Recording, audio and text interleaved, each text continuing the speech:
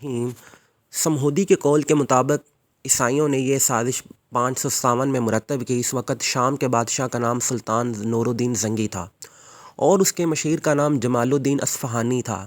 ایک رات نور الدین زنگی نے رسول اللہ صلی اللہ علیہ وآلہ وسلم کی خواب میں 3 بار دیکھا۔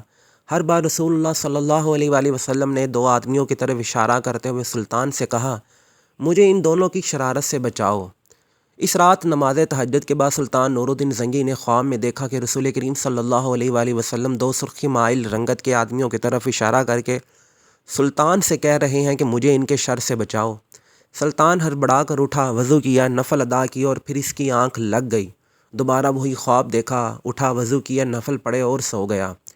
تیسری بار وہی خواب دیکھا، اب اس کی نیند اڑ گئی۔ اس نے رات کو ہی اپنے مشیر جمال الدین موصلی کو بلا کر پورا واقعہ سنایا۔ مشیر نے کہا، سلطان، یہ خواب 3 بار دیکھنے کے بعد آپ یہاں کیوں بیٹھے ہیں؟ اس کا آپ کسی سے ذکر نہ کریں اور فوراً مدینہ روانہ ہو جائیں۔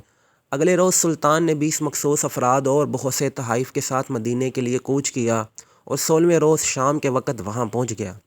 سلطان نے روضہ رسول پر حاضری دی اور مسجد نبوی میں بیٹھ گیا۔ اعلان کیا کہ اہل مدینہ مسجد نبوی میں پہنچ جائیں، جہاں سلطان ان میں تحائف تقسیم کرے گا۔ لوگ آتے گئے اور سلطان ہر آنے والے کو باری باری تحائف دیتا رہا۔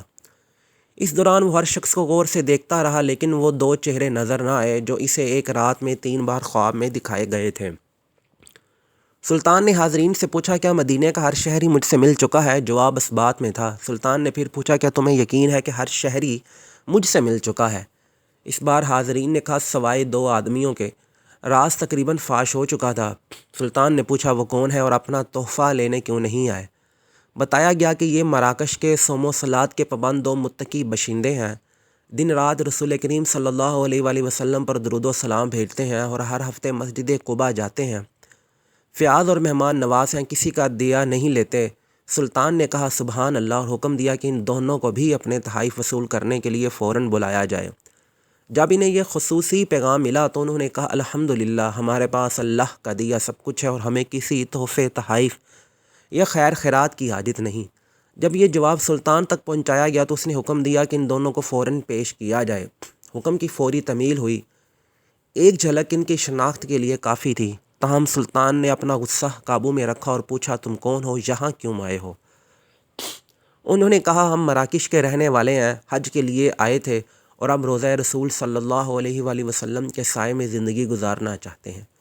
سلطان نے سختی سے کہا، کیا تم نے جھوٹ بولنے کی قسم کھا رکھی ہے؟ اب وہ چپ رہے۔ سلطان نے حاضرین سے پوچھا، یہ کہاں رہ رہے ہیں؟ بتایا گیا کہ روضہ نبوی کے بالکل نزدیک ایک مکان میں، جو مسجد نبوی کے جنوب مغرب میں دیوار کے ساتھ تھا۔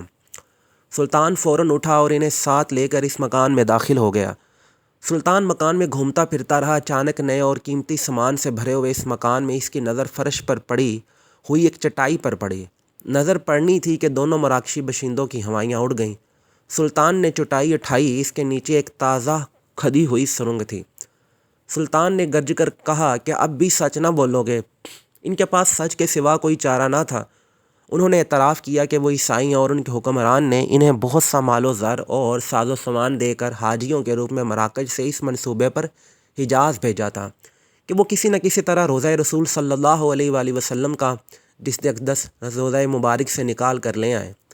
اس ناپاک منصوبے کی تکمیل کے لیے انہوں نے حج کا بہانہ کیا اور اس کے بعد روضہ رسول سے نزدیک ترین جو مکان کرائے پر مل سکتا تھا وہ لے کر اپنا مذموم کام شروع کر دیا۔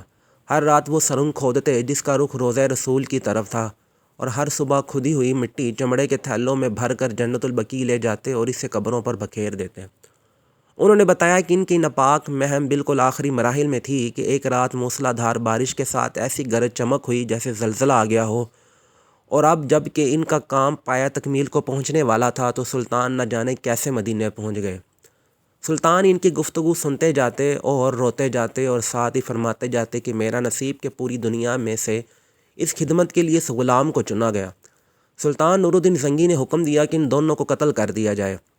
روضہ مبارک کے گرد ایک خندق کھودی جائے اور اسے پگھلے ہوئے سیسے سے پاٹ دیا جائے تاکہ آئندہ کوئی بدبخت ایسی مذموم حرکت کرنے کے بارے میں بھی سوچ نہ سکے۔ اب سب کی سماعتوں کا بہت بہت شکریہ۔